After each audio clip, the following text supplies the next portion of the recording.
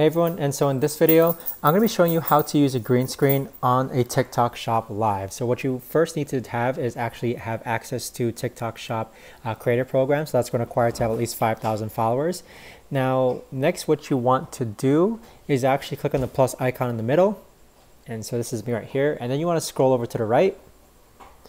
And so on the right hand side here, or basically in the middle, what you're going to see are a bunch of effects. So you can flip the camera, then next to I don't really use the enhance button as much.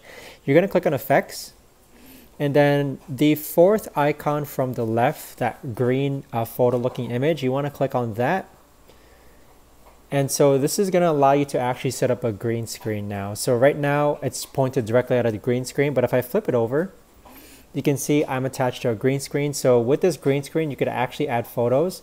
So let me actually add a photo really quickly. So if I click on this here, you can see these are all the photos that I currently have taken recently on my camera roll. So we'll just choose this photo here of my breakfast earlier. So as you can see, now the photo of my breakfast is behind me and I'm in front. So that's how you actually use a green screen on TikTok Shop Live. If you have any questions, let me know in the comments down below.